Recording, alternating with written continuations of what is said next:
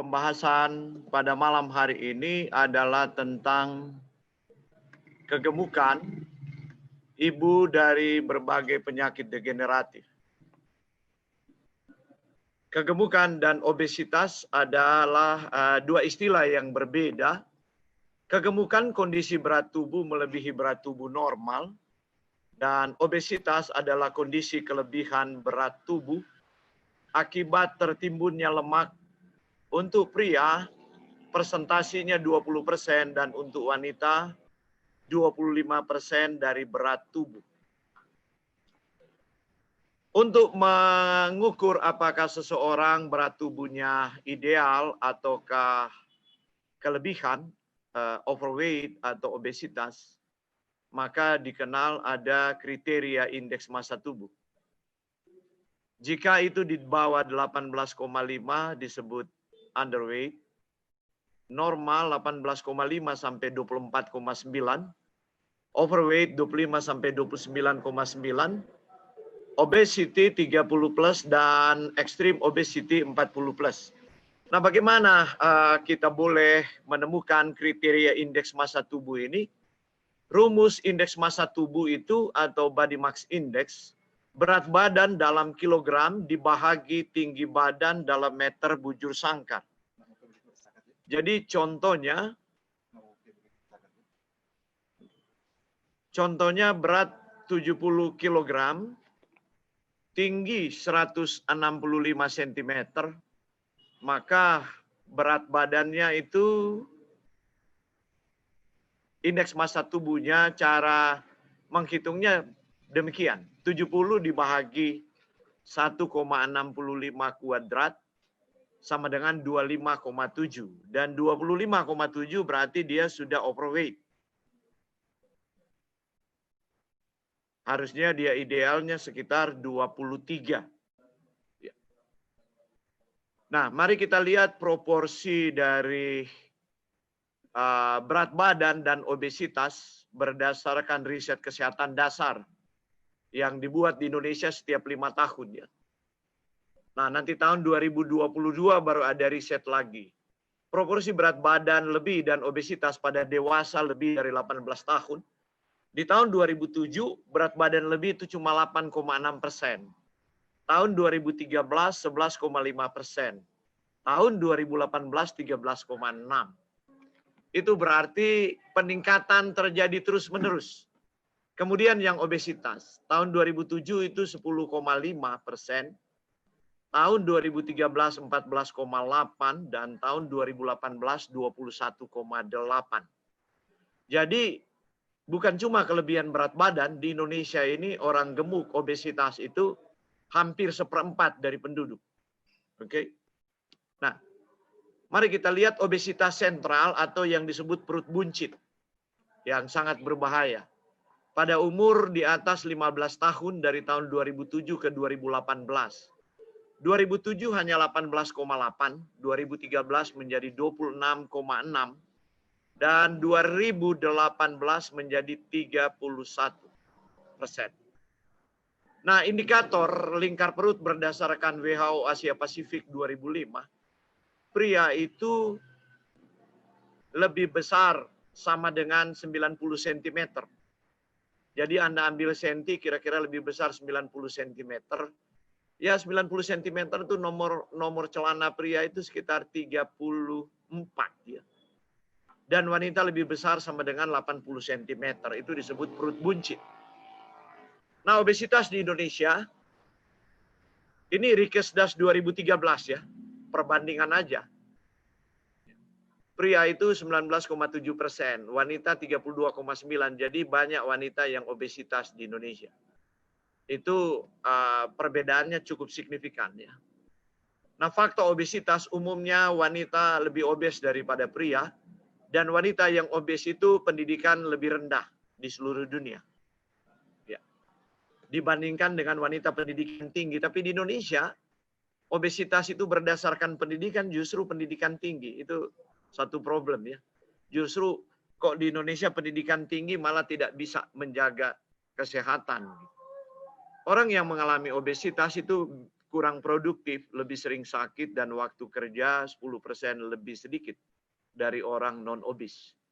Nah, ini komplikasi dari obesitas. Mengapa obesitas menjadi satu program dari Badan Kesehatan Dunia untuk diatasi. Karena kalau Anda obes, Anda akan mengalami sleep apnea, dan snoring, ngorok, dan kemudian sering kalau tidur tuh nafas seperti terhenti, dan ini berbahaya. Ya. Kemudian ada kemungkinan bisa stroke dan bisa kena penyakit jantung, diabetes. Kemudian pasti orang gemuk, maka abnormal lipid profile berarti ya mungkin trigliserid atau kolesterolnya itu meningkat. Kemudian bisa penyakit pada paru-paru yaitu asma dan pulmonary blood clot. Bisa mengembangkan penyakit hati, liver disease. Mulai dari hati berlemak dan sirosis, kemudian mengembangkan gallstone, batu pada empedu, dan mengembangkan kanker. Kanker yang berkorelasi dengan kelebihan berat badan. Yang paling sering ditemukan adalah kanker payudara, kanker rahim, kanker usus besar, kanker kerongkongan, kanker pankreas, kanker ginjal, dan kanker prostat. Kemudian bisa terjadi pankreatitis, yaitu radang pada pankreas, dan kemudian jadi sakit pada pankreas bukan hanya diabetes, tapi radang pada pankreas. Dan kalau radang ini terjadi terus-menerus bisa memicu keganasan di pankreas, menjadi kanker pankreas. Kemudian ada female disorder, yaitu abnormal period infertility, itu adalah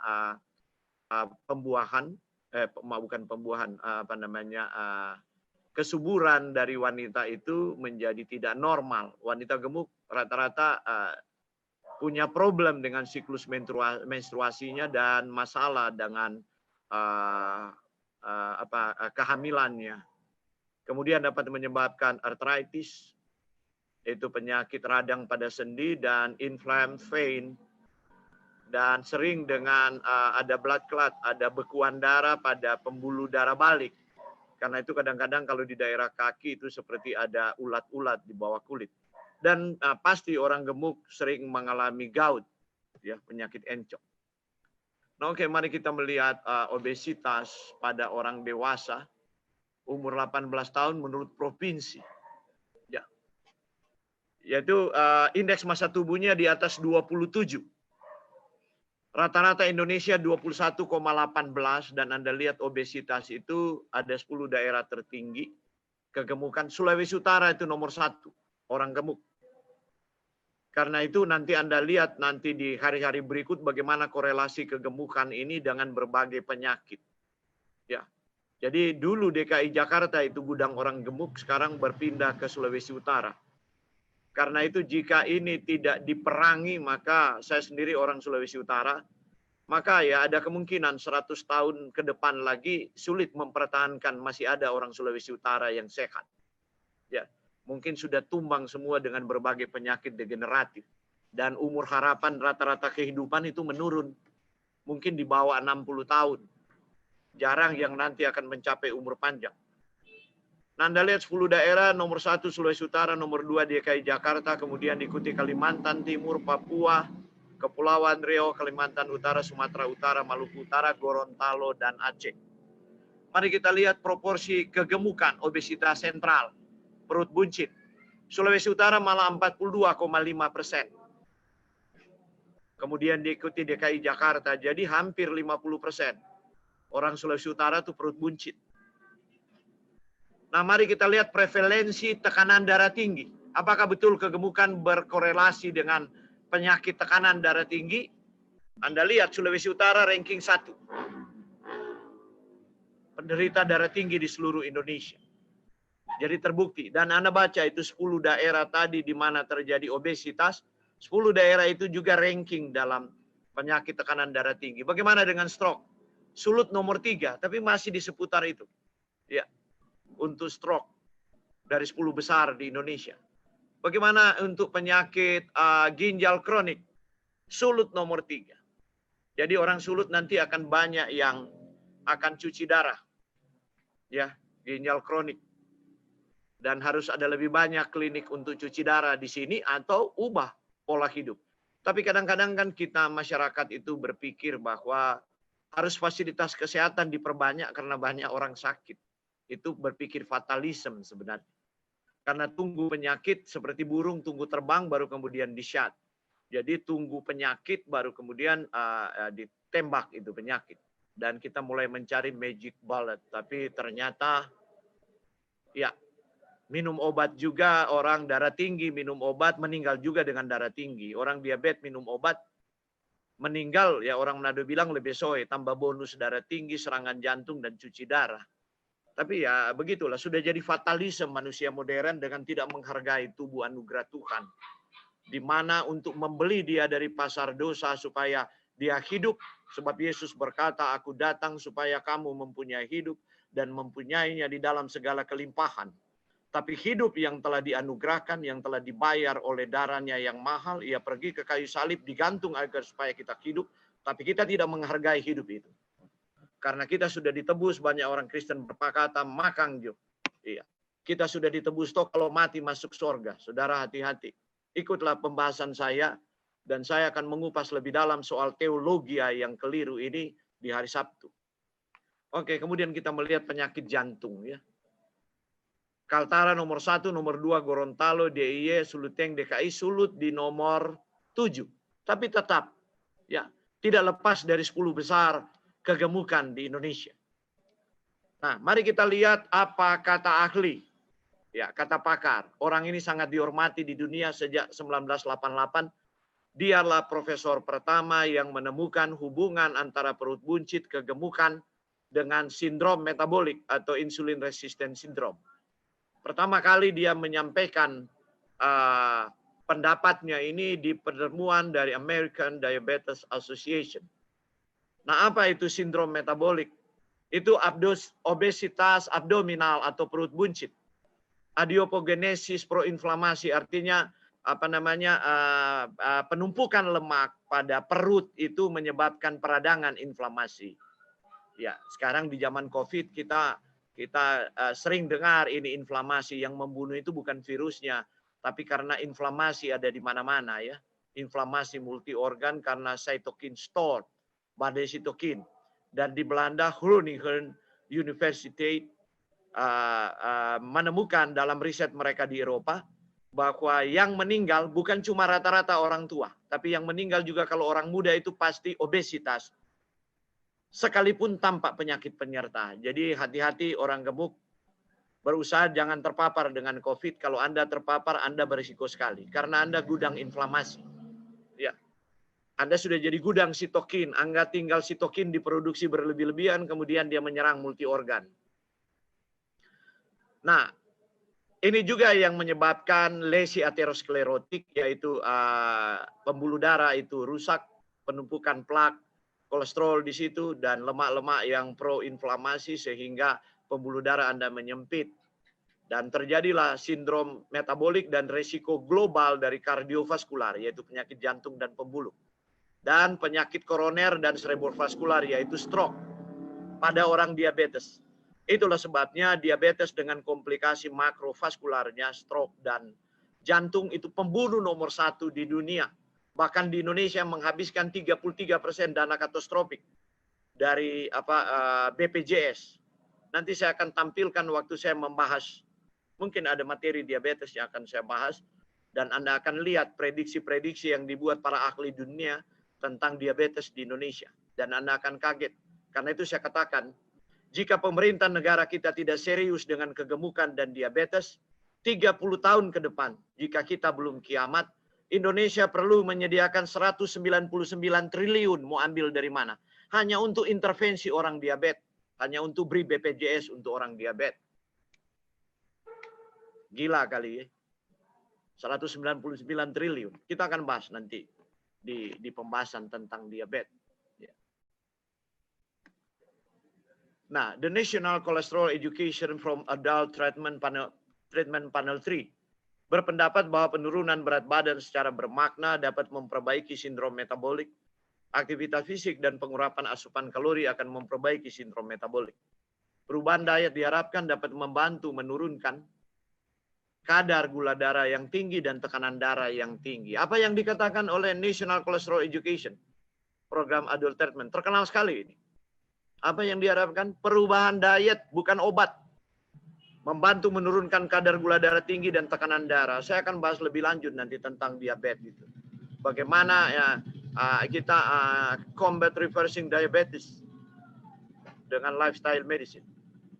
Diet yang banyak mengandung buah, sayur, biji-bijian, lemak tak jenuh, susu rendah lemak, yaitu susu dari biji-bijian, bermanfaat pada sebagian besar pasien dengan sindrom metabolik. Ini penyebab kegemukan. Pertama, orang makan berlebihan dan tidak makan pagi. Yang berikut, orang makan tergesa-gesa dan makan di antara waktu makan atau ngemil. Yang kelima, makan tidak teratur. Jarak di antara dua waktu makan terlalu singkat atau terlalu lama. Yang keenam, mengkonsumsi makanan sampah, junk food. Anak-anak muda kita ya seperti itu. Nah, waktu muda dia belum perut buncit. Karena dia masih banyak aktivitas fisik. Tapi dengan makin banyak tanggung jawab dalam pekerjaan, makin banyak duduk, tingkat stres meningkat.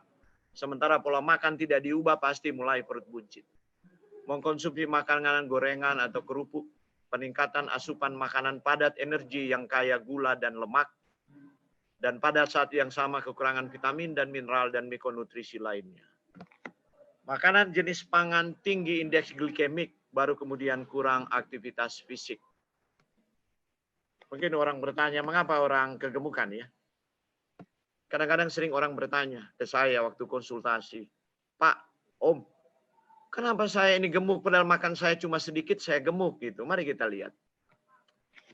Orang kegemukan pasti makan berlebihan. Kenapa orang makan berlebihan? Mengapa sudah makan tapi sukar menjadi kenyang? Itu sebuah pertanyaan. Karena ada jenis makanan yang membuat Anda lapar terus walaupun Anda makan sampai perut buncit. Itu dia. Ini berbagai penelitian membuktikan, yaitu makanan yang paling tidak mengenyangkan adalah jenis makanan yang mendorong tubuh menyimpan lebih banyak lemak daripada membuat energi.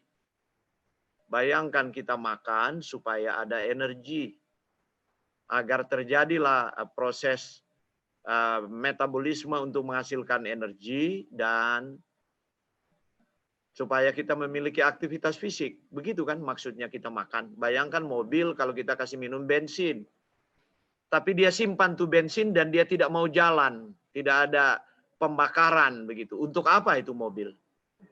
Contohnya sederhana seperti itu. Kita makan agar supaya kita bisa ada energi untuk aktivitas fisik. Mata itu terbuka perlu energi, mulut berbicara, tangan bergerak, telinga mendengar, otak berpikir. Sekarang malah dia simpan, bukan bikin energi, dia simpan jadi lemak. Karena itu orang lemas, dia makan terus. Makan terus sampai kemudian berat badannya naik. Sebab yang dia makan itu tidak jadi energi. Itu sederhananya.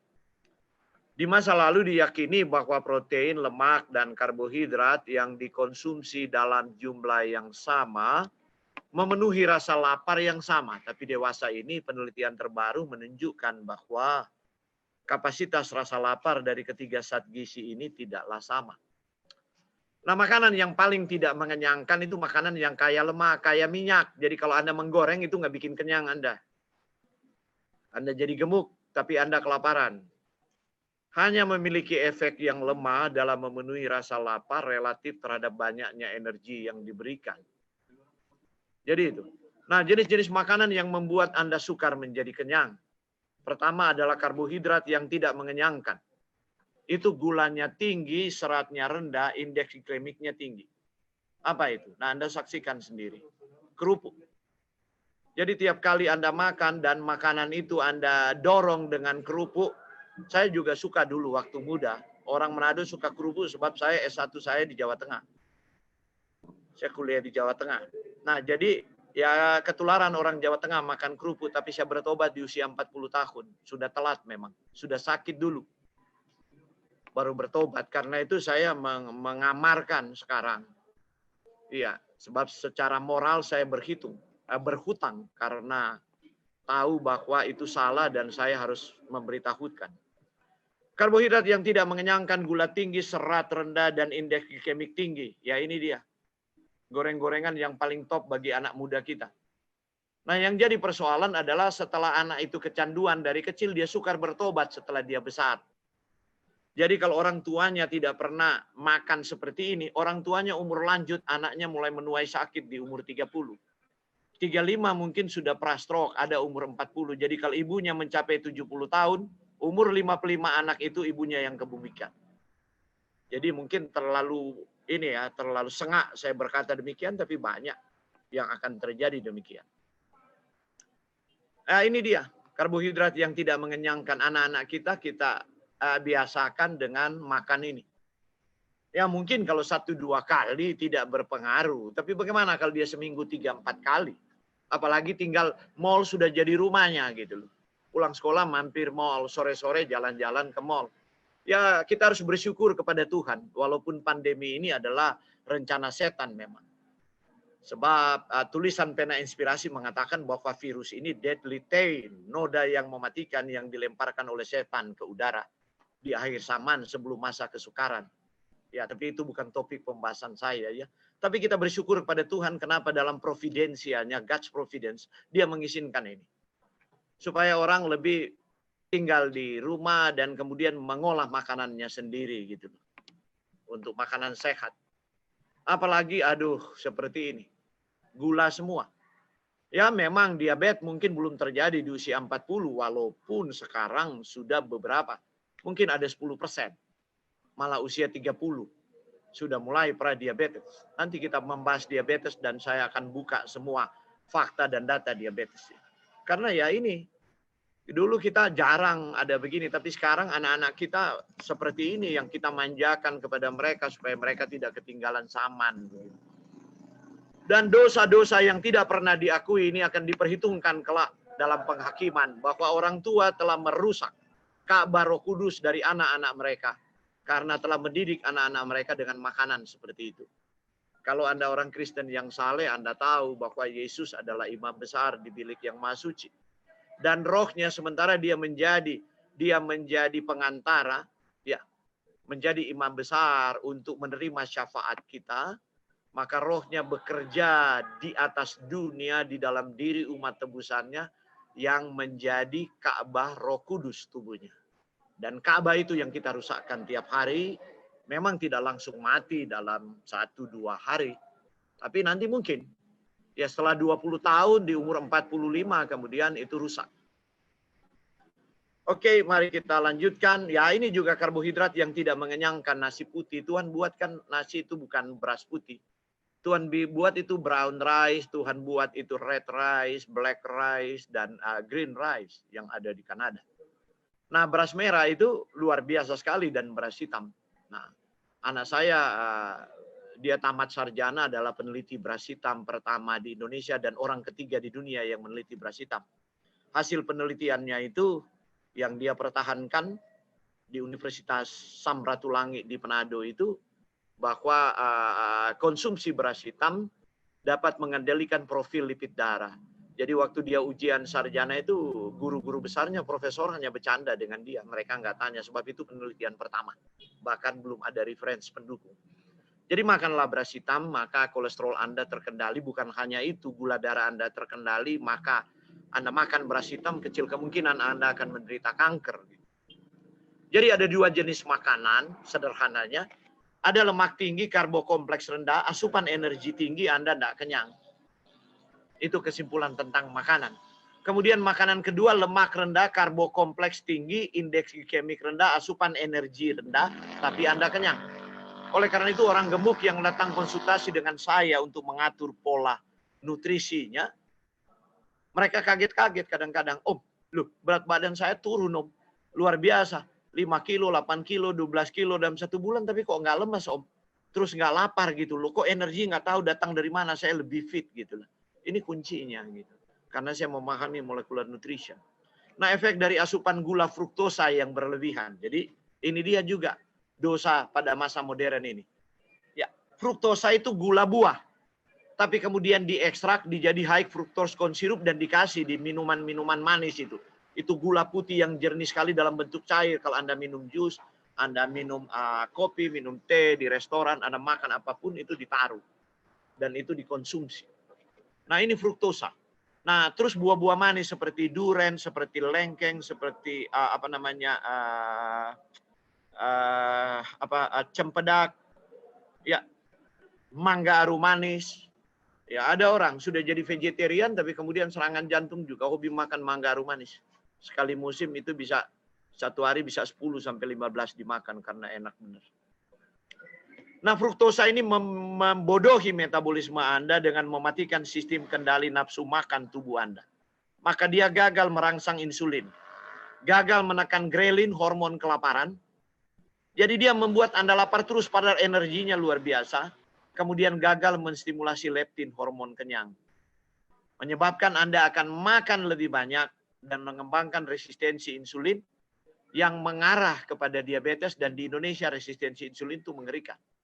Bahkan Perkeni, Perhimpunan Dokter Diabetes Mellitus itu, ya, ada 4 profesor sekarang di Indonesia ke sana kemari untuk mengkampanyekan itu, bergerak aktif, change lifestyle, dan makan makanan yang indeks glikemik rendah.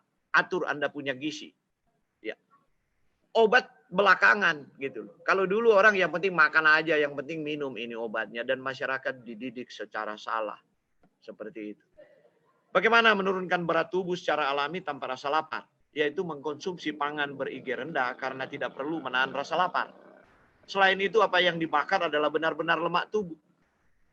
Nah, jadi pangan yang memiliki indeks glikemik rendah itu mengenyangkan dalam waktu yang cukup lama, serta membantu membakar lebih banyak lemak tubuh daripada sedikit, dan lebih sedikit massa otot. Jadi Anda kurus tapi Anda punya otot tidak rusak dibandingkan dengan Anda minum suplemen untuk melangsingkan tubuh. Itu sebuah contoh. Contoh seperti Anda kalau Anda makan misalnya keladi umpamanya, seperti orang Papua, Anda makan ubi jalar, Anda makan yam itu di Papua banyak, atau Anda makan sagu, hanya makan sedikit udah kenyang. Karena itu orang Papua, orang Maluku slim-slim. Nah, orang Minahasa dia harus kerja di kobong pece, bahasa Manado. Harus kerja di sawah baru dia slim. Sebab makannya nasi. Kalau dulu nenek moyang orang Minahasa makan nasi beras merah atau brown rice. Sekarang anak-anaknya makan beras putih. Orang tuanya kerja keras makan nasi yang indeks glikemiknya rendah. Anak-anaknya sekarang dia macul pakai tangan di atas touch komputer dan di atas HP gitu loh. Olahraganya mungkin cuma mulut dan duduk di tempat duduk, itulah yang mengembangkan obesitas. Nah, sekarang ada diet yang aneh oleh para pakar-pakar diet yang saya pikir mereka aneh juga ya. Kenapa aneh? Sebab kalau mereka mengerti ilmu-ilmu dasar di ilmu-ilmu biokimia, ilmu-ilmu dasar fisiologi, nggak ada itu diet itu sebenarnya.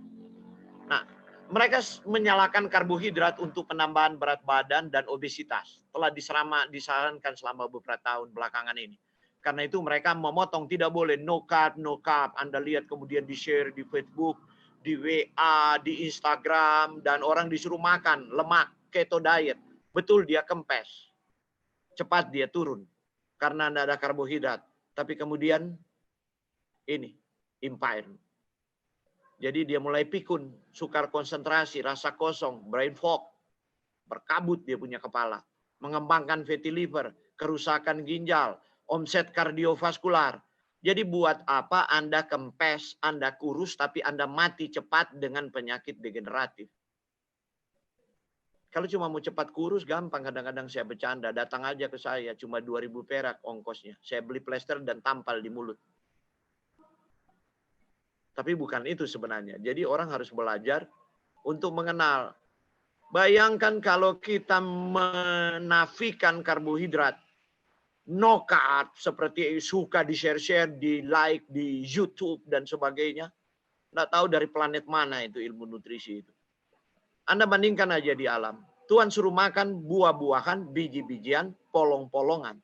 Itu semua sumber karbohidrat. Jadi Anda lebih percaya Tuhan atau lebih percaya nutrisionis keblinger itu, yang sebenarnya kalau diuji sains itu salah, tapi ya orang lebih suka. Mari kita buktikan apa yang Tuhan buat. Contoh kulit ari, contoh beras ya. Beras Anda lihat anatomi sebutir beras itu. Kulit ari beras atau bekatul itu lapisan yang menyelimuti biji tepat di bawah kulit terluar atau sekam.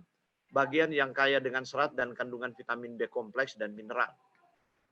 Kemudian endosperm adalah bagian yang lembut terdapat di pusat biji. Bagian ini kaya zat pati atau starch dan protein. Jadi Anda lihat bahwa yang kita makan itu endosperm, itu cuma zat pati dan protein. Itulah karbohidrat sederhana. Indeks glikemiknya tinggi dan itu menaikkan gula darah cepat dan itu yang mempromot kegemukan. Seperti itu. Kemudian lembaga germ, ini adalah lapisan berikut yang kaya asam lemak esensial, asam amino, vitamin E, fitokimia, dan nutraceutical. Bayangkan itu patah, karena itu beras kalau digiling disebut broken rice. Dia patah itu ujungnya, padahal di situ daya perkecambahannya Tuhan simpan itu seperti gamma orisinol pada beras merah, anti kolesterol. Pada beras hitam itu proantosianidin dan lain-lain, anti kanker, anti kolesterol, anti diabetes. Tapi kita buang, kita kasih ke ternak. Jadi kalau sapi dan ayam bisa bercerita mengenai kecerdasan manusia dan kemudian mereka jadi bodoh, wah itu akan jadi sebuah cerita dongeng seperti itu ya. Tapi fakta seperti itu, ayam bertelur, ayam terjemur dengan hujan, ya berhujan-hujanan nggak sakit, ya itulah ayam kampung. Yang makan bekatul, tapi tuannya sakit-sakitan. Nah, banyak kegemukan sebenarnya disebabkan oleh dua faktor. Ya, peningkatan asupan makanan padat energi yang kaya gula, lemak pada saat yang sama kekurangan vitamin dan mineral dan mikronutrisi lainnya, dan kurang aktivitas fisik. Itu saja sebenarnya. Sederhana. Tapi kok kemudian dipersulit oleh ahli-ahli nutrisi keblinger itu. Jadi saya bilang biar dokter, saya ragukan dokter mereka itu. Ya. Anda lihat keseimbangan energi seperti ini. Keseimbangan energi itu energi in, yaitu eat, dan energi out, exercise. Itu hukum termodinamika. Ya. Mengkonsumsi lebih banyak kalori daripada yang Anda keluarkan, Anda akan bertambah berat. Itu tidak perlu Anda studi, itu sudah logis. Bakar lebih banyak yang Anda makan, maka Anda akan turunkan berat badan. Ini dikenal dengan keseimbangan kalori, dasar dari termodinamika. Nah, saya mau informasikan, lebih dari 10 pemenang hadiah Nobel pertama kali itu mengenai metabolisme energi di dalam sel. Penemuan mereka. Kok itu ditinggalkan itu sains itu? Yang telah dimulai dari tahun awal-awal 1900-an itu memenangkan hadiah Nobel. Cuma karena dokter-dokter keblinger itu supaya dikenal dan sebagainya. Karena itu publikasi mereka nggak ada di jurnal. Cuma ada di Facebook, ada di WA, ada di Instagram. Dan masalahnya masyarakat kita itu terdidik dari situ. Belajar dari iklan. Cara yang efektif untuk merasa kenyang. Kurangi asupan makanan berlemak tinggi, misalnya goreng-gorengan. Bukan membatasi asupan pangan tinggi karbohidrat kompleks. Misalnya umbi-umbian, biji-bijian yang memiliki kulit ari. Otomatis asupan lemak akan berkurang. Begitu Tuhan atur, kita punya selera gitu. Ya. Lihat orang kampung. Yang jauh misalnya dari pohon kelapa dan tidak bisa bikin minyak. Seperti itu. Mereka makan umbi-umbian seperti itu. Mereka terpuaskan, jarang makan gorengan. Tapi orang kota yang senang makan cake, nastar, kastengel, goreng-gorengan, es krim. Waduh, ndak bisa dia makan nasi beras merah, tuh ndak bisa dia telan, apalagi beras hitam, apalagi makan umbi-umbian. Ndak bisa. Itu hukum selera yang Tuhan bikin.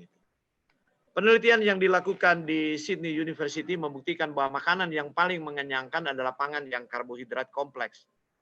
Jadi apa yang perlu Anda lakukan? Saya sederhanakan saja. Yang perlu Anda lakukan adalah makan lebih banyak.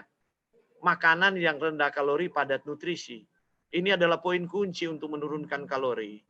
Jadi ini dia sederhananya. Kombinasikan makanan alami untuk mendapatkan indeks glikemik rendah. Ini yang biji-bijian Tuhan bikin. Kita kenal beras merah, beras hitam. Ya, orang Kanada ada flaxseed di sana.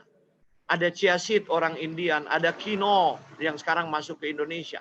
Itu orang Indian tertentu.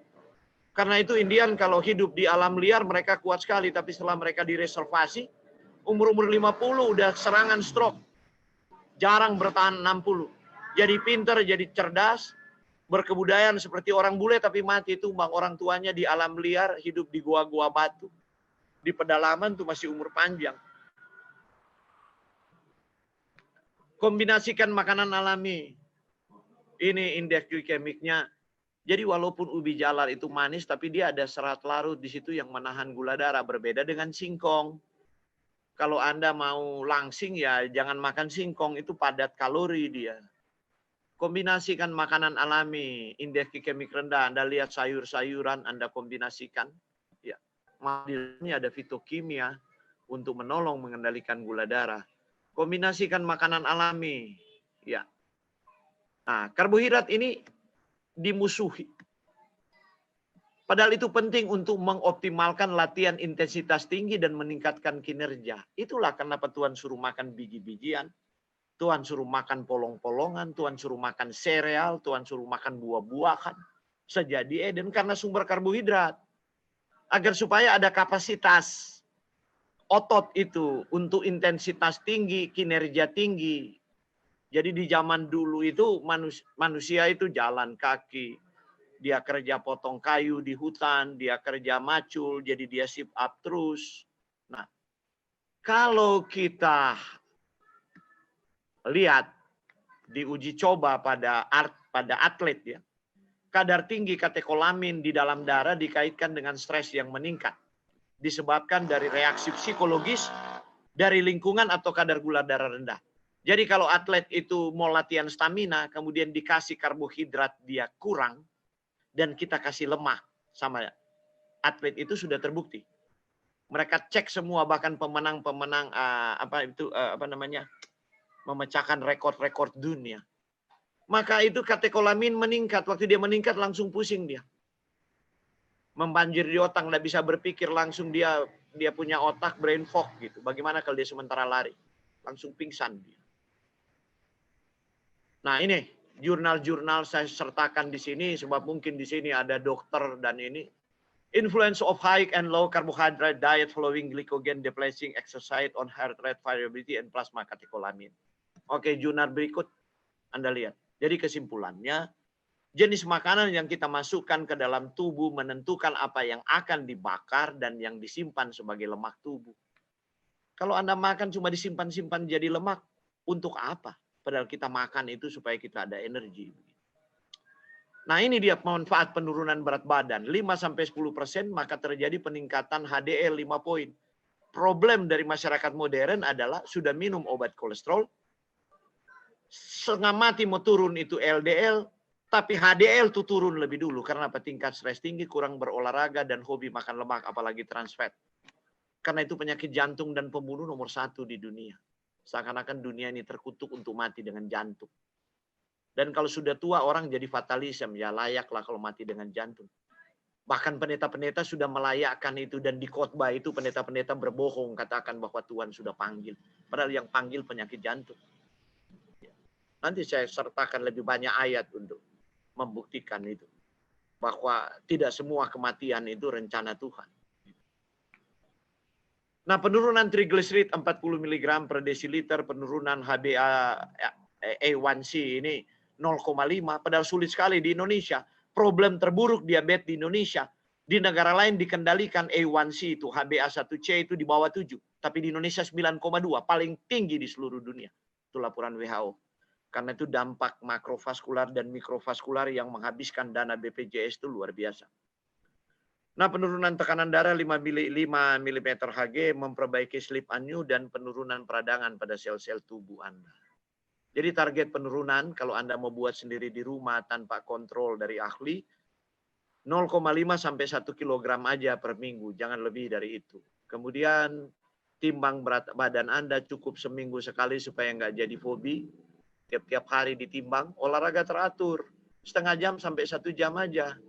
Olahraganya, enggak usah olahraga permainan, bulu tangkis dan lain-lain, hanya meningkatkan hormon stres. Olahraga mengalahkan diri sendirilah. Pergi ke gym, pergi ke fitness, berenang, kayak berjalan kaki, bersepeda, dan sebagainya. Nah ini kegiatan fisik 1 jam. Pekerjaan rumah rutin cuma 100-200 kalori. Bayangkan kalau ibu rumah tangga. Hobi makan di restoran Padang. Satu nasi makan siang di restoran Padang itu bisa 1000 kalori satu piring. Bayangkan. Dia makan pagi-pagi, dia sudah makan roti, minum susu, dan seterusnya. Kemudian makan nasi 1000 kalori, makan malam lagi pesta. Orang Indonesia suka makan malam pesta kan. Padahal dia sudah mau tidur. Padahal dia cuma bakar 200 kalori. Bagaimana dia kelebihan kalori? Tubuhnya cuma perlu misalnya 2000 kalori. Dia sudah kasih masuk 3500 kalori. 500 kalori disimpan. Dibagi 10 dari jadi 50 gram lemak. Jadi tiap hari dia simpan 50 gram lemak. 10 hari 500 gram lemak, setengah kilo. 20 hari tambah 1 kilo. Hitung aja 360 hari bagi 20. 1 tahun berapa besar dia tambah di berat badan. Sederhana sebenarnya. Nggak usah diperumit itu. Batasi gula, garam, dan lemak. Oke.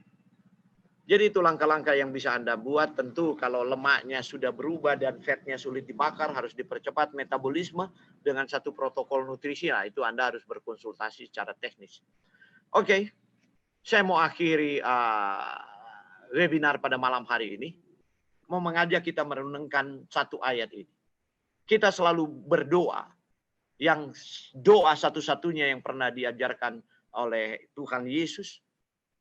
Dan di doa yang sangat singkat itu dikasih masuk frasa ini. Banyak orang tidak bertanya. Berikanlah kami pada hari ini makanan kami yang secukupnya. Padahal sederhana sekali teologianya. Yesus tahu bahwa dosa masuk ke dalam sejarah manusia karena Adam dan Hawa makan. Itu kejatuhan. Dan Yesus tahu di akhir zaman, maka seperti pada zaman Nuh, orang makan dan minum. Ini dosa mengenai makanan selera. Maka Tuhan titip ini frasa ini di dalam doa Bapa kami. Sehingga tiap kali kita berdoa, kita dihantam kita punya pikiran sebenarnya. Dituduh oleh doa itu sendiri. Apakah betul kita makan secukupnya atau terlalu berlebih-lebihan? Itu problem terbesarnya. Karena kita menjadi cinta diri, kita keep itu makanan dan kita makan terlalu banyak. Sementara di luar sana banyak orang yang lapar, maka makanan itu menjadi kutuk. Itu penyakit. Baru kemudian Anda perhatikan ayatnya Matius 6 ayat 11. Ayat 25b. Mengapa ayat ini dikasih masuk? Bukankah hidup itu lebih penting dari makanan? Apa Yesus mau bilang? Apakah kita tidak perlu makan? Bukan. Tapi kurang cukup rupanya itu doa yang Yesus ajarkan. Ini kata-kata Yesus semua. Tapi Yesus perlu masukkan frasa ini. Ada banyak orang menganggap bahwa hidupnya hanya untuk makan. Tapi Yesus mau katakan bahwa hidup itu lebih penting dari makanan. Jadi kalau kita membunuh diri dengan makanan, kita mengambil kehidupan yang jadi anugerahnya. Kita tidak bisa klaim asuransi kepada dokter Yesus. Karena itu kita berdoa Rabu malam, kita berdoa Vesper, kita berdoa Sabat, kita berdoa hari Minggu, kita berdoa tiap hari, minta kesembuhan. Tidak pernah sembuh dari penyakit. Ini tidak pernah direnungkan oleh orang Kristen. Dan saya juga seperti itu dulu, sebelum diterangi. Karena konyol pada dogma gitu. Yang penting berdoa dan bersyukur, yang penting hati gembira. Sekarang ada lebih konyol lagi, mungkin datang dari planet Pluto. Seminar di sana sini. Walaupun itu dokter, 85% penyakit itu karena stres, emosi. Yang penting hati gembira, makanan tidak mempengaruhi, gaya hidup tidak mempengaruhi. Saya bilang saya hormati dia dokter atau dia profesor, tapi sayang dia sudah baca. Dia sudah ketinggalan referensi 40 tahun yang dia percayai dogma. Bukan riset ilmiah, gitu loh. Jadi dia sebenarnya ilmuwan ketinggalan, gitu. Sains itu sudah dikuburkan lama, gitu. PBB aja katakan ada 4 penyakit lifestyle disease yang membunuh orang di dunia, 71%. Riset tahun 2018 di seluruh dunia. Itu ada 4 faktor. Itu penyakit pembunuh jantung, jadi kardiovaskular, kemudian stroke, diabetes, kanker. Mati dengan itu 71% kematian di seluruh dunia. Mati dengan itu dan penyebabnya. Report dari seluruh dunia. Kemudian di-pool dalam systematic review. Dibaca oleh tim ahli lebih dari 2.000. Dari berbagai bagian dunia dan disetujui. 4 faktor berkontribusi. Yaitu alkohol dan merokok. Kemudian gaya hidup. Kemudian kurang aktivitas fisik dan kegemukan. Itu prediktornya. Nah, bagaimana kalau orang tidak pakai alkohol lagi dan tidak merokok? Berarti prediktornya adalah diet yang salah. Kurang aktivitas fisik sehingga dia kelebihan berat badan. Jadi, saudara, kita harus sungguh-sungguh dengan rendah hati sebagai orang Kristen yang percaya bahwa kita telah ditebus dan harganya lunas dibayar, bahwa Yesus begitu mengasihi kita, dan dia tahu bahwa dosa terbesar di akhir zaman adalah makan minum. Tuhan tidak melarang makan dan minum, tapi konotasi makan minum di nubuatan itu, Matius pasal 24, yaitu dunia sekarang, the obese world, dunia yang kegemukan bukan kekurangan nutrisi, kelebihan nutrisi, dan itulah menyebabkan penyakit. Seandainya orang Kristen betul-betul setia dengan doa Bapa kami yang sering didoakan pada doa syafaat, dan kemudian dia mengerti ayat ini bahwa hidup itu lebih penting dari makanan, maka sebenarnya lebih mudah untuk tetap jadi produktif, energik, dan langsing. Jadi jangan melangsing itu jadi mode untuk melangsingkan dengan berbagai cara yang merusak kesehatan. Habis langsing, tidak produktif, kelelahan kronis, penyakit kronik, kemudian mati. Jadi yang diutama adalah apakah diet itu membuat Anda produktif? Apakah diet yang Anda konsumsi itu membuat Anda energik? Ya. Kemudian itu mempengaruhi juga Anda punya kestabilan emosi, sebab diet mempengaruhi itu. Ya. Orang jadi pemarah atau orang jadi lebih tahan terhadap tekanan, diet mempengaruhi. Ujung-ujungnya kalau semua baik itu nanti berat badan itu akan menjadi normal. Tuhan memberkati.